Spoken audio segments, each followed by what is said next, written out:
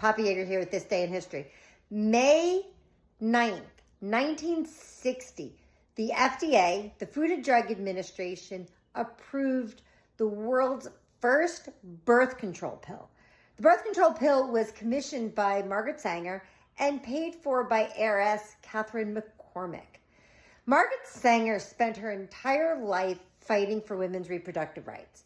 She was born in the late 1800s in the shadow of the Comstock Act, which criminalized the use of contraceptives.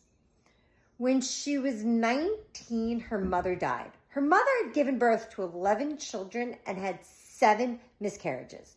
Her mother was only 50 when she died. She died from TB because her body was just worn down and exhausted from one pregnancy after another.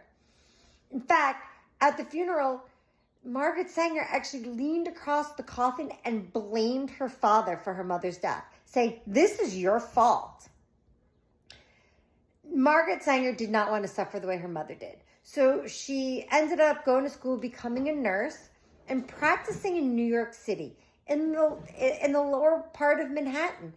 She worked with immigrant women who, like her mother, were forced to have one child after another. She also witnessed women who didn't want any more children, were tired of constantly being pregnant, and would go and have back alley abortions. These back alley abortions were not safe. Women died, they got sick. And after these abortions, that's when she was called in to take care of these women. She wanted a solution. So birth control became her crusade. When in 1914, she coined the term birth control. In 1915, she was indicted for sending diaphragms through the mail. In 1916, she was arrested for opening the first birth control clinic in the country. Her dream, though, was for a magic pill, something women could take to prevent themselves from having unwanted pregnancies. After years of fighting for women's rights, women's reproductive rights, she finally commissioned a doctor who was familiar with reproductive health to develop the birth control pill. She got Catherine McCormick to pay for it. And in 1960, her dream of seeing a magic pill to prevent unwanted pregnancies became a reality.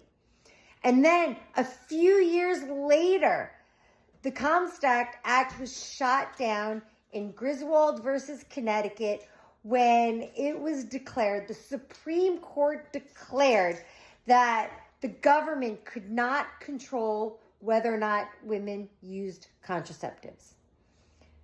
It is 2025.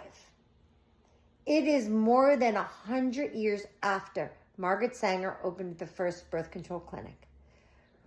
We are living in a society where women's reproductive rights are going backwards. Margaret Sanger would be so angry to note what the Republicans are doing to women and women's health in this country. This is why history is important. We need to know what happened with women when we didn't have a right to control how many children we had, or even when we decided to have children. Anyway, that's This Day in History, May 9th, 1960.